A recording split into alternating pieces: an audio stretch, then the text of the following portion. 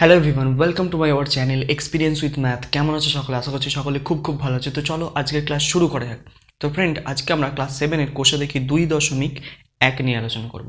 তো 2.1-এর একটা ক্লাস কিন্তু আমরা করে ফেলেছি। তো সেখানে আমরা সেখানকার ক্লাসে আমরা 6 পর্যন্ত অঙ্কগুলোকে সলভ করেছিলাম। তো আজকে 6-এর পর থেকে যে অঙ্কগুলো আছে, মানে বাকি যে অঙ্কগুলো আছে, সেগুলো কিন্তু আজকের ক্লাসে আমরা কমপ্লিট করে ফেলবো। তো তত অবধি তোমরা কিন্তু মন দিয়ে কিন্তু ক্লাসটা করবে, ঠিক আছে? তো চলো শুরু করা যাক। ক্লাস 7 অঙ্কটা দেখো কী বলছে, একটি সমবাহু ত্রিভুজের কোণগুলির অনুপাত কত লিখি। ঠিক আছে, কোণগুলোর অনুপাত কত হবে সেটা আমাকে লিখতে হবে। আর হ্যাঁ, অনুপাত জিনিস কি বা অনুপাত সম্বন্ধে কিন্তু আমি আগের ক্লাসে ভালো করে ডিটেলসে বুঝিয়েছি। তোমরা যারা দেখোনি, ডেসক্রিপশন বক্সে লিঙ্ক দেওয়া আছে, ওখান থেকে গিয়ে ক্লাসটা করে নিতে পারবে। ঠিক আছে, দেখো তো সমবাহু ত্রিভুজের কোণগুলির অনুপাত কত হবে লিখি। আচ্ছা, সমবাহু ত্রিভুজ আমাকে কেমন দেখতে হবে? সমবাহু ত্রিভুজ কেমন দেখতে হয়? সমবাহু মানে যার তিনটে বাহুই সমান, এরকম ধরনের দেখতে হয়, তাই তো? সমবাহু ত্রিভুজের হচ্ছে তিনটে বাহুই সমান হয়, ঠিক আছে? তিনটে বাহু কি হয় বললাম? সমান হবে, দেখবে কতকটা এইরকম ধরনের, ঠিক আছে? তো যদিও এটা একটু অসমান লাগছে, প্রত্যেকটা সমান নয়, ধরে নাও কি এই তিনটে বাহুই সমান। একটা নাম দিয়ে দিচ্ছি ত্রিভুজটার এবিসি, যেখানে এবি সমান বিসি সমান এসি, মানে তিনটে বাহুই সমান আমি বলছি এখানে, ঠিক আছে? যার তিনটে বাহুই কিন্তু সমান।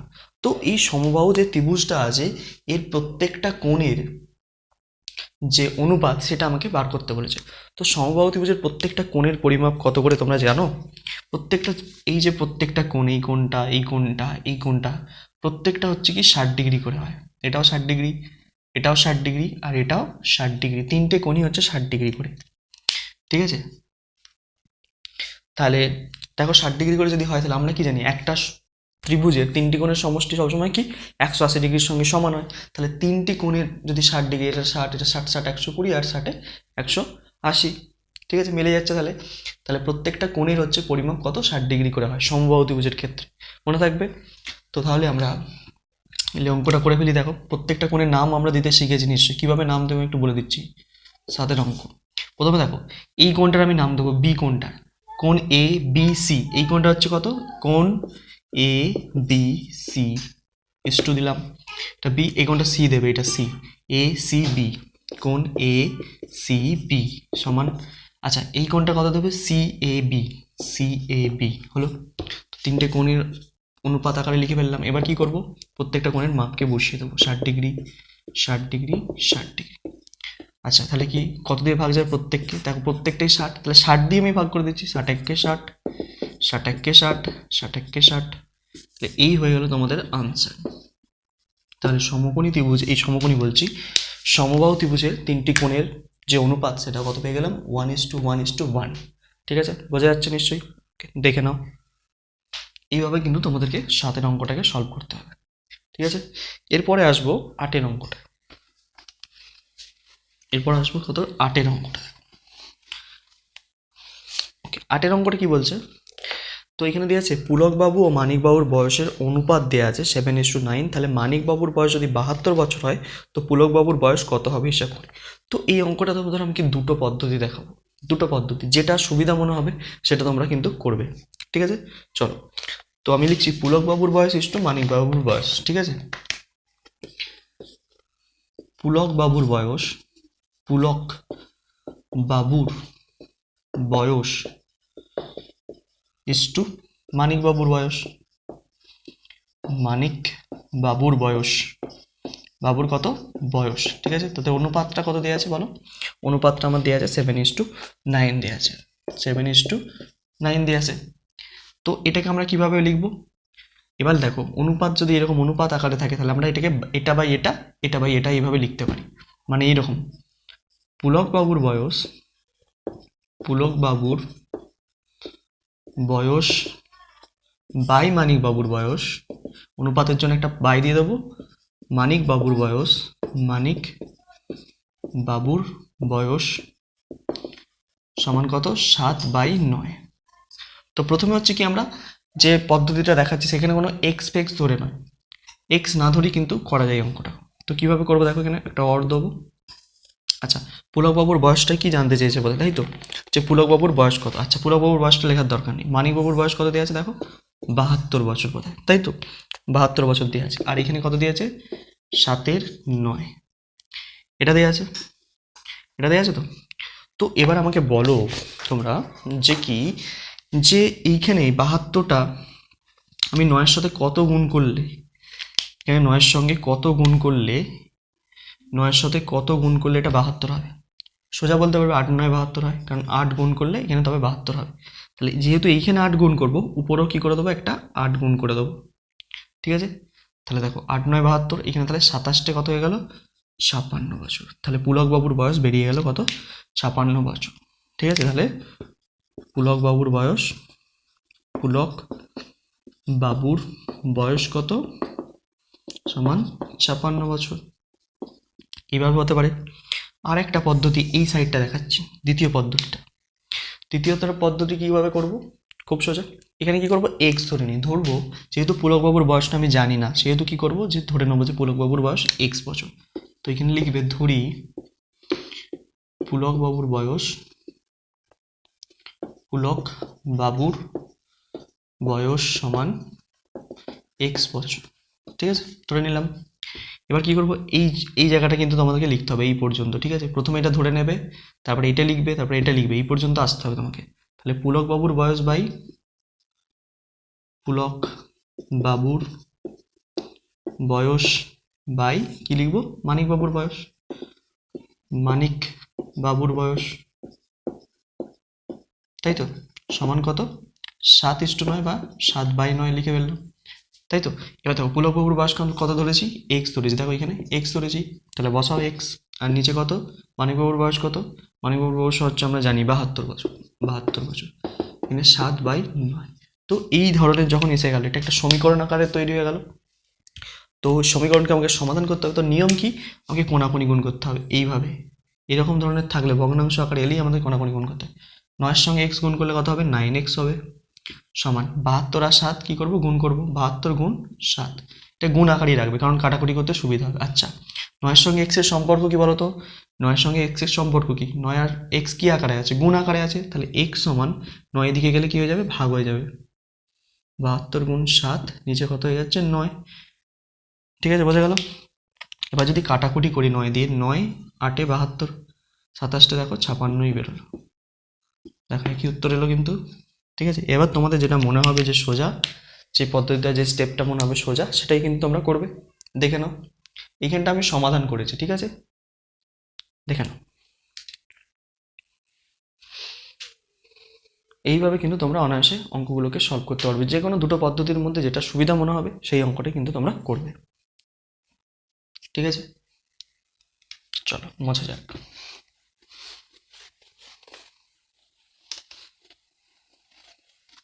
তো এবার আসবো আমরা কত অঙ্ক, 9-এর অঙ্কটা। দুটি বইয়ের দামের অনুপাত দেওয়া আছে, দেখো দেখতে পাচ্ছ বইতে, দুটি বইয়ের দামের অনুপাত দেওয়া আছে 2:5। তাহলে প্রথম বইটির দাম 32.20 টাকা হলে দ্বিতীয় বইয়ের দাম কত, সেম একই অঙ্ক। দেখো কীভাবে করছি, তো প্রথম বইয়ের এক্স ধরে আমি এক্স ধরে করছি, এবার একটা দেখো এক্স ধরে করবো, দুটি পদ্ধতিতেই করে দেখাও 9-এর অঙ্কটা। প্রথম বই ইস টু দ্বিতীয় বই সমান প্রথম বই এর দাম ইস টু দ্বিতীয় বইয়ের দাম, দ্বিতীয় বইয়ের দাম কত দেওয়া আছে বলো তো, 2:5, 2:5 দেওয়া আছে। আচ্ছা, প্রথম বইয়ের দাম বাই দ্বিতীয় বইয়ের দাম লিখবো, যেভাবে লিখছিলাম সেম। তাহলে প্রথম বই এর দাম বাই দ্বিতীয় বইয়ের দাম, দ্বিতীয় বইয়ের দাম সমান কত, 2/5 লিখে ফেললাম। আচ্ছা, প্রথম বইয়ের দাম বলে দেওয়া আছে 32.20, 32.20 টাকা, আর এটা আমি জানি না, আর এখানে 2/5। তো এবার তোমাদের মনে কনফিউশন সৃষ্টি হবে, স্যার ওখানে যখন আমরা করছিলাম সহজেই তো আমি কি বলেছিলাম, যে এর সঙ্গে কিছু একটা গুণ হয়ে এই সংখ্যাটা বেরিয়েছে, তো কত গুণ হয়েছে এটা কিন্তু আমরা ফট করে ধরতে পারবো না। তো তার জন্য কি করব, তার জন্য আমরা কি করব দেখো, আমি যদি বলি 2 এর সঙ্গে কত গুণ করলে 32.20 হবে, তো ছট করে বলতে পারবো না আমরা। তো তার জন্য একটা কাজ করতে হবে। তোমাদেরকে একটা সোজা প্রশ্ন করছি, আমি বলছি 4-এর সঙ্গে কত গুণ করলে 8 হবে, এটা তোমরা সোজাই বলে দেবে। কত গুণ করলে বলবে, তোমরা বলবে কি স্যার 4-এর সঙ্গে 2 গুণ করলে 8 হবে, তাই তো। তো এই 2টা পেলাম কোত্থেকে, এই 2টা পেলাম কোত্থেকে দেখো, এই যে গুণফলটা আছে তাকে 4 দিয়ে যদি ভাগ করে দিই, তাহলে 8কে যদি 4 দিয়ে ভাগ করি তাহলেই পেয়ে যাচ্ছি 2। তাহলে একে ভাগ করলাম কত দিয়ে, 4 দিয়ে। তো এখানেও তাই করব। তাহলে এটা কি গুণফল তো হিসাব মতন, যে 2-এর সঙ্গে কিছু একটা গুণ করে এটা বেরিয়েছে, তাহলে গুণফলকেই 2 দিয়ে ভাগ করে দেবো। তাহলে 32.20কে যদি 2 দিয়ে ভাগ করে দিই, কাটাকুটি করবো, ভাগ করা মানে 2 ষোলোয় 32.2 10 20, দেখো তাহলে 16.10। তাহলে 2-এর সঙ্গে কত গুণ হবে, 2-এর সঙ্গে কত গুণ হচ্ছে বলো তো, 16.10। তাহলে এই 16.10 গুণ হয়ে কিন্তু 32.2 এসেছে, বুঝতে পারলে। তাহলে এখানেও কত গুণ করবো, তাহলে আমরা 16.2 এই 16.10 গুণ করবো, 16.10 গুণ করবো, ঠিক আছে। 16.10 গুণ করলেই এর সাথে বেরিয়ে যাবে। তাহলে 5-এর সঙ্গে 16.10 কীভাবে গুণ করবো, খুব সোজা। তাহলে দেখো 16.10কে 5 দিয়ে গুণ করো, খুব সোজা। 5 শূন্য শূন্য, 5 একে 5, 5 6 30 শূন্য, হাতে থাকে 3, 5 একে 5 3 8। কটার পর দশমিক আছে, দুটোর পর, তার মানে এখানে বসবে। তাহলে 80.50 হচ্ছে এখানে। আর গুণটা করলে কত হচ্ছে, 80.50, 80.50। দেখ, তাহলে দ্বিতীয় বইটির দাম কত পেয়ে গেলাম, 80.50। তাহলে দ্বিতীয় বইটির দাম কত, দ্বিতীয় বইয়ের দাম কত, 80.50 টাকা, ঠিক আছে। এবার তোমাদেরকে আমি এক্স ধরে দেখাবো, আমি এক্স ধরে কীভাবে করতে হয়, এটা বোঝা যাচ্ছে, বোঝা গেল গুণের ব্যাপারটা। আচ্ছা, এক্স ধরে যদি করি কীভাবে করবো দেখো, এক্স ধরে কীভাবে করবো দেখো, ধরি দ্বিতীয় বইটির দাম এক্স, এরকম ধরে নেবো। দ্বিতীয় বইটির দাম নিতে জিজ্ঞেস করেছে, লিখবো কি, ধরি দ্বিতীয় বইটির দাম সমান হচ্ছে এক্স টাকা ধরে নিয়েছি। তাহলে প্রথম বইয়ের দাম কত দেওয়া আছে, 32.20 লিখে ফেলছি, বাই এক্স, দ্বিতীয় বইয়ের দাম এক্স ধরেছি, সমান 2/5। তাহলে এইখানে যদি থাকে, এরকম যদি থাকে, আমরা তাহলে কি করবো বলেছি, এরকম কোনাকুনি গুণ করতে হবে, এর সাথে এর সাথে এর। চলো কোনাকুনি গুণ করবো। তাহলে 2-এর সঙ্গে এক্স গুণ করলে কত হচ্ছে, 2x, আর এটার সাথে 32.20 গুণ 5 হলো। তাহলে এক্স সমান কি লিখতে পারি, এক্স সমান তাহলে 32.20 গুণ 5, আর নিচে কত হয়ে যাবে, 2 দিয়ে কাটাকুটি করো, 2 দিয়ে যদি করি তাহলে কত হচ্ছে, 16.10 হচ্ছে এটা। তাহলে 16.10-এর সঙ্গে 5 এই মাত্র গুণ করলাম, কত হয়েছিল, এইটাই হয়েছিল। তাহলে 80.50 টাকা। কত সোজা দেখো, কত ইজি অঙ্ক একটা, কোনাকুনি গুণ করবো, জাস্ট উত্তর বেরিয়ে যাবে, ঠিক আছে। তো এইভাবেই কিন্তু তোমাদেরকে যে কোনো একটা পদ্ধতিতে অঙ্কগুলোকে সলভ করতে হবে। দেখো বোঝা যাচ্ছে কিনা, তো আশা করছি বোঝা গেছে অঙ্কটা। তো 8-এর অঙ্ক কিন্তু আমরা সলভ করে ফেললাম,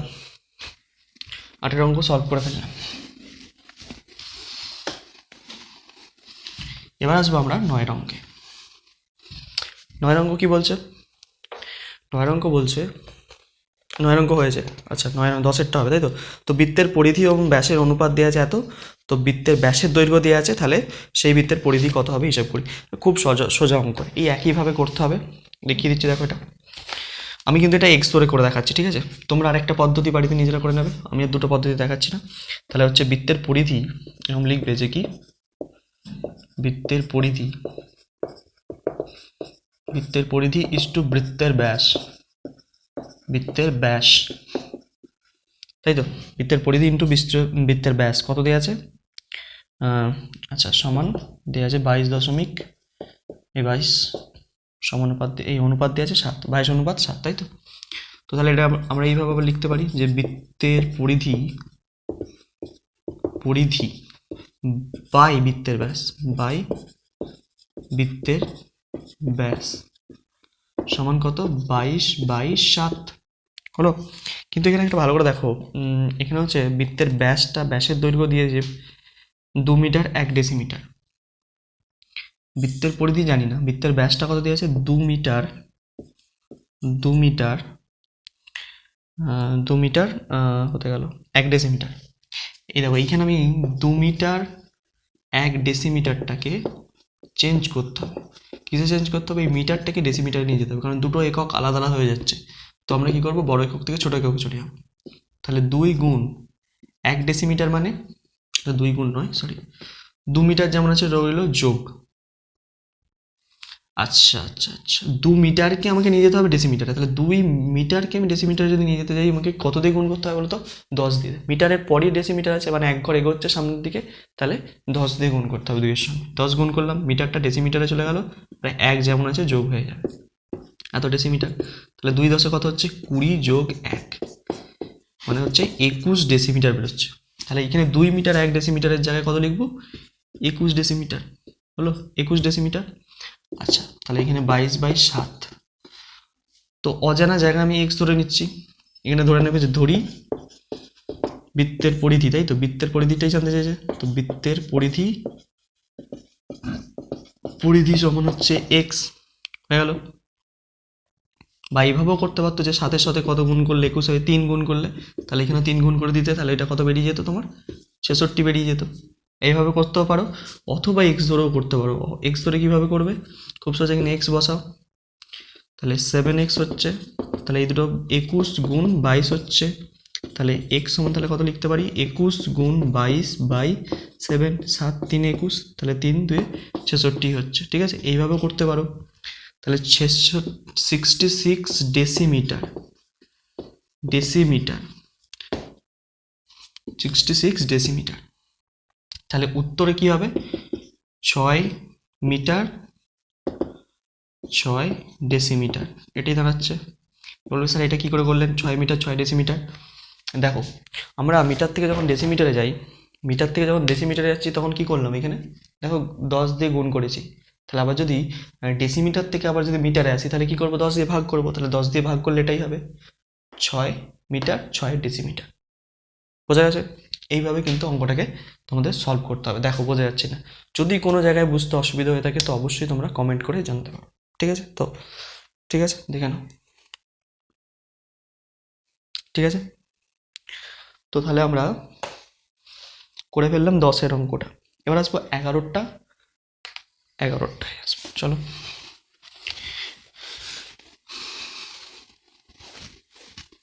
11 অঙ্কটা ঝটঝট করতে হবে। 11 অঙ্কটা বলছে আমাদের সপ্তম শ্রেণীতে 150 জনের মধ্যে 90 জন, আর ষষ্ঠ শ্রেণীতে 140 জনের মধ্যে 80 জন অঙ্কন প্রতিযোগিতায় নাম দিয়েছে। তাহলে অনুপাতে প্রকাশ করে দেখতে বলছে যে কোন শ্রেণীতে সবথেকে বেশি সংখ্যক প্রতিযোগী নাম দিয়েছে। খুব সোজা ব্যাপার। দেখো কিভাবে করবে। সপ্তম শ্রেণী, আমি এইভাবে অনুপাতের আকারে লিখছি, দেখো কিভাবে। সপ্তম শ্রেণী ইস টু ষষ্ঠ শ্রেণী, ষষ্ঠ শ্রেণী। ঠিক আছে, লিখলাম। তো সপ্তম শ্রেণীতে কতজনের মধ্যে কতজন? 150 জনের মধ্যে, 150 জনের মধ্যে 90 জন। আর ষষ্ঠ শ্রেণীতে বলেছে 140 জনের মধ্যে 80 জন নাম দিয়েছে। তো এই হচ্ছে আমাদের নাম দেওয়ার সংখ্যা। তো এবার এটাকে কি করব? কাটাকুটি করবো। দেখো কাটাকুটি যাবে, এই শূন্য কাটবে, 3 দিয়ে কাটবে, 3 3 9, 3 5 15 হলো। এটা দেখো, এই শূন্য কাটছে, 2 দিয়ে কাটবে, 2 4 8, 7 14। তাহলে কি অনুপাত পেলাম আমরা?